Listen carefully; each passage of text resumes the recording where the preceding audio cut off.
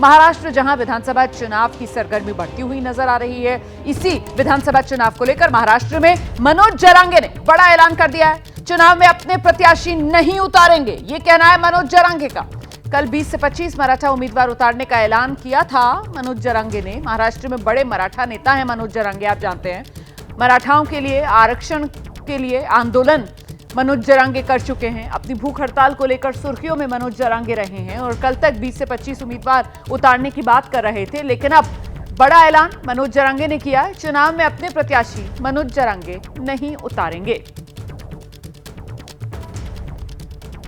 तो महाराष्ट्र विधानसभा चुनाव 20 नवंबर को मतदान का दिन, और साथ ही आपको बता दें 23 नवंबर सबसे तेज नतीजे। यहां एबीपी न्यूज पर हमारे साथ देखिएगा और इस बीच सीधे आपको लेकर चलते हैं। हमारे साथ हमारे सहयोगी गणेश ठाकुर इस वक्त मौजूद हैं और जरा जानते हैं गणेश ठाकुर से, ये जो बयान आया है मनोज जरांगे का, चुनाव में उम्मीदवार ना उतारने की बात जो वो कह रहे हैं, इसके मायने क्या हैं गणेश? बहुत बड़े इसका मायने हैं, क्योंकि मनोज जरांगे पाटिल क्या करते हैं इसको लेकर मराठवाड़ा की जो लगभग 30-40 सीटें हैं उस पर निर्भर करता है।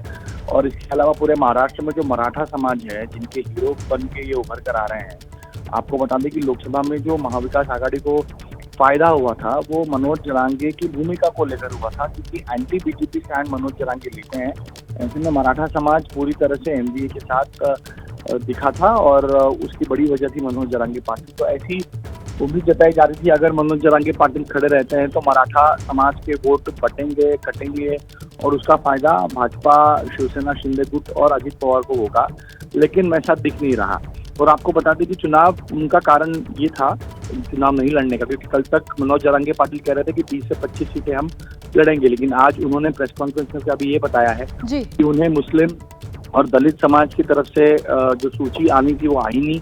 सिर्फ एक मराठा समाज के आधार पर हम चुनाव नहीं लड़ सकते हैं, इसलिए वो बैकआउट करें। लेकिन ये बहुत बड़ी खबर है और बड़ा इम्पैक्ट महाराष्ट्र चुनाव को और आप कह रहे हैं कि महाविकास आघाड़ी को एक तरीके से राहत पहुंचाने वाली भी ये खबर साबित हो सकती है। बहुत शुक्रिया गणेश ठाकुर इस तमाम जानकारी के